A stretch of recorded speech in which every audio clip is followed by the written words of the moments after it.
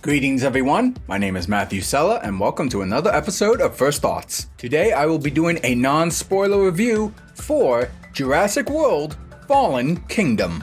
So for those who normally follow my reviews, I tend to go over 3 positives and 3 negatives and give you my overall thoughts on the film. This one is a little bit different. Basically, I'm just gonna go over some of the points that I noticed throughout this film, and I'll let you be the judge on those, whether if you see them as a positive or negative. For me, this film kinda is the epitome of what could be good or what could be very well be bad when it comes to blockbuster Hollywood film. And I'm gonna be 100% transparent with you guys. I follow a lot of movie YouTubers such as Collider, Screen Junkies Universe.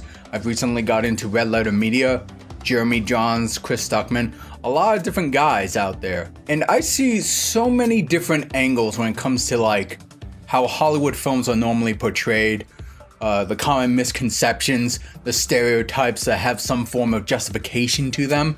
And I feel like Jurassic World Fallen Kingdom is kind of like an amalgamation of all of that. Let me say right now, this movie is kind of strange. I can see how this film could be very much a thrill ride, a lot of fun if you want to see dinosaurs go at the humans and people are trying to survive.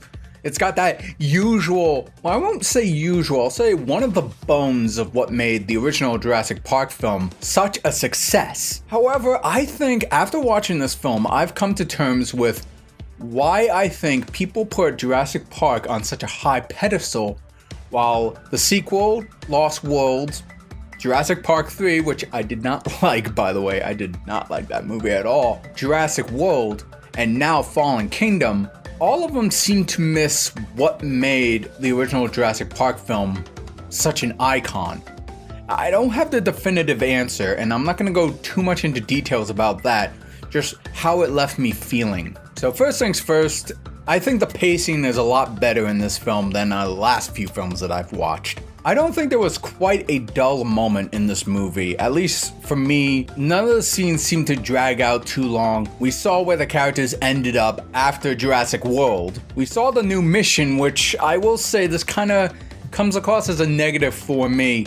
The overall driving plot, as you've seen by the trailer, is like people are trying to rescue the dinosaurs from Isle Nublar. There's a volcano going on that's now active, and if they don't rescue the dinosaurs, they're all gonna die, but we manufactured and engineered the dinosaurs who were originally extinct, but now they're alive, so do they deserve animal rights? Do they like a lion or whales or pandas or tigers? Those kind of things. Those are natural animals that came about through evolution alongside us. So you can kind of see where the argument is like, okay, those animals, they're part of our nature, our ecosystem of this planet, but dinosaurs, we brought them back to life. They're our own creation, essentially. So do they deserve the right to be alive? I think that's where the first issue that I had with this movie is that it raised a lot of interesting ideas of what it means to be in this kind of world where dinosaurs exist. They could get out, they could be sold to other countries and things like that, but they never really dive into the details or the consequences, or they didn't even have arguments really going on about what is the pros and the cons of those ideas.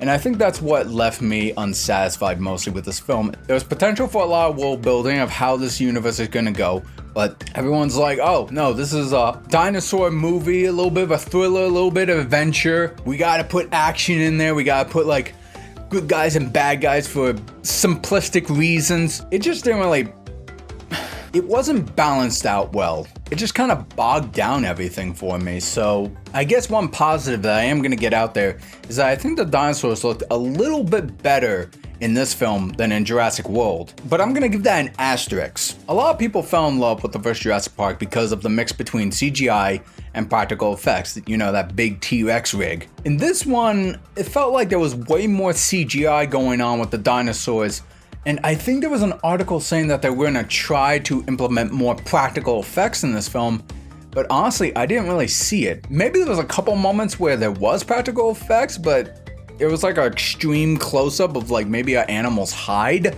but you don't really see the full dinosaur itself. There was even a moment in the film where one of the main characters is being licked by another dinosaur. And as soon as the tongue came out, I was like, oh yeah, that's a CG tongue. You can tell because of how overly rendered and blinny it looks. It's like, I didn't quite understand why they couldn't just like create a rig and put like some kind of corn syrup, but something practical. It's like, you can get that motion. It was just a tongue going, yeah, but it worked in their favor. The dinosaurs did look better in terms of the CGI.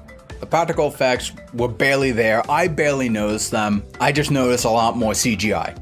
And as an animator, my eyes tend to get drawn to those types of things. So good job on making the CGI dinosaurs, but bad job on making them look like they're actually there. Cool. The other thing that kind of took me out of the film was the script and the dialogue, especially the dialogue. And again, I'll be transparent with you. I haven't really seen any of the Transformer movies except maybe the first one, and I barely remember that at all. But there were parts of the script where it kind of gave me that vibe.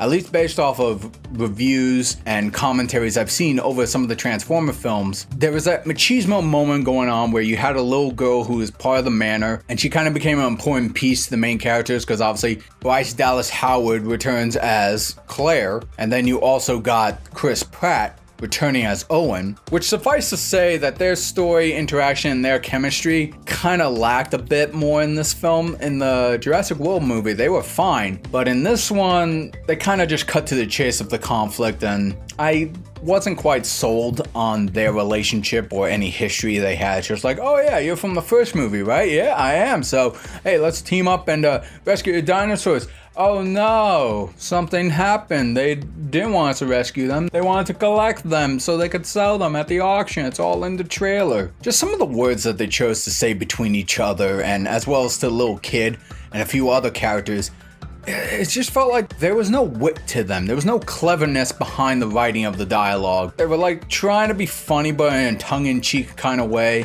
You're not gonna get any memorable lines from this movie, and even though there are some moments where they try to give you a good metaphor, they kind of just derail it by saying like, oh man, you're full of metaphors, aren't you? Do you have any more metaphors?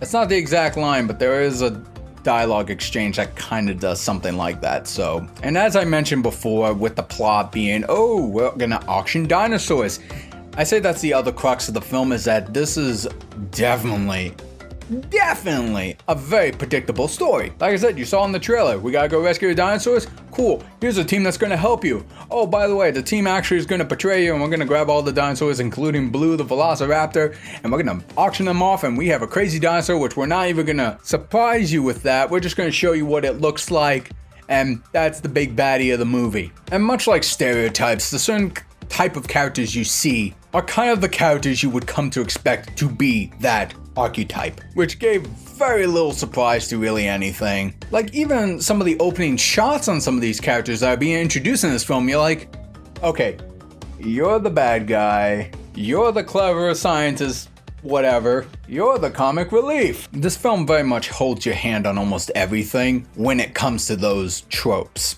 But as I was saying before, I love world building. If you can give me a world that is so ridiculous, but you set up your basic lore or your basic plans and rules of how everything's going to mesh together in this world, I'm usually down. I could fill in the blanks and say, okay, cool, I'm on board. I want to see what happens next in these set of rules you established. It gave you a taste of what's going to happen. Genetic cloning, people weaponizing them, going beyond than just dinosaurs. Here are some characters that are involved in that situation. At a shell point, they are involved, but we're not going to explore that, not in this movie. And I think that's the problem that I have with this movie, is that it's really much trying to set up the next movie.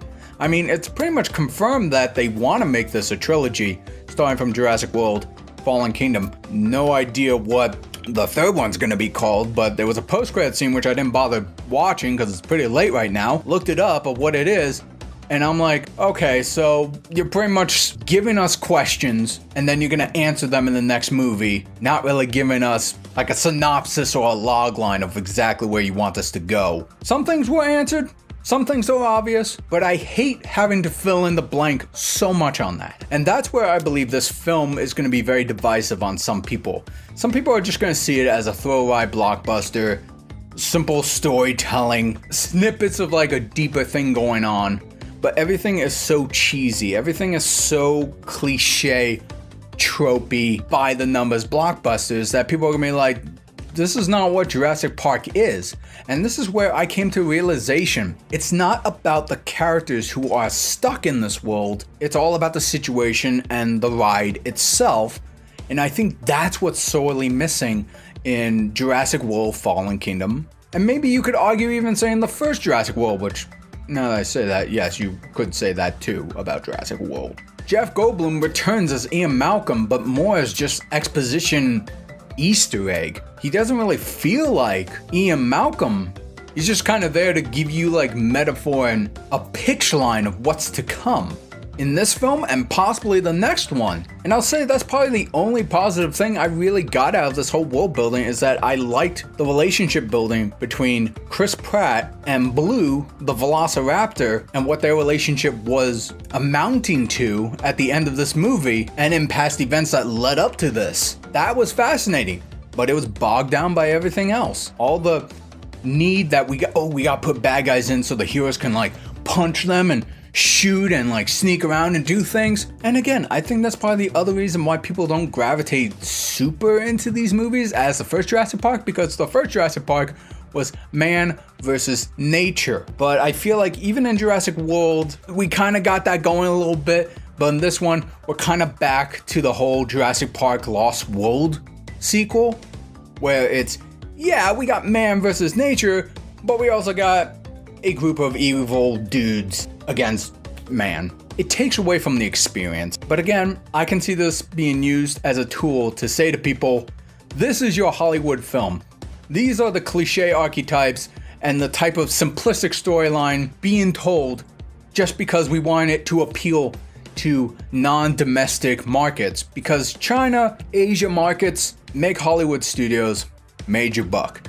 And for those who have followed films and box office numbers, both internationally and domestically, you can kind of tell what appeals to the international market versus domestic. And internationally, they prefer more visual storytelling or just spectacles and things like that. Movies are meant to be an experience and a ride, where you could argue saying domestically, we're more interested in storytelling, dialogue, character development, which heavily relies on the English language. So you can kind of see where translating them to different cultures and tongues might not quite get the pull the original filmmakers wanted. Therefore, less box office returns. That's just the nature of being on this planet, this globe, full of several dozens, hundreds of cultures. Whether this movie will do well internationally, it remains to be seen. But for those who want something a little bit more insightful, a little more provocative,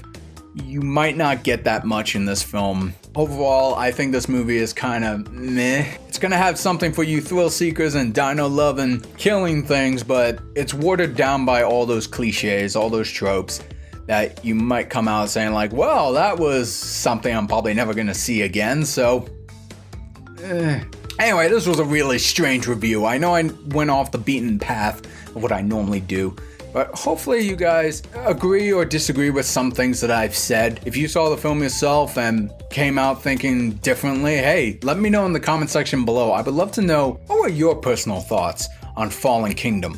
Let me know in the comment section down below. Thank you everyone for joining me on this non-spoiler review for Jurassic World Fallen Kingdom. If you enjoy reviews just like this one, I recommend you check out my playlist here. Or if you want to watch a random video on our channel, click here. And don't forget to subscribe. Alright guys, tune in next time folks when I review something else. To be continued.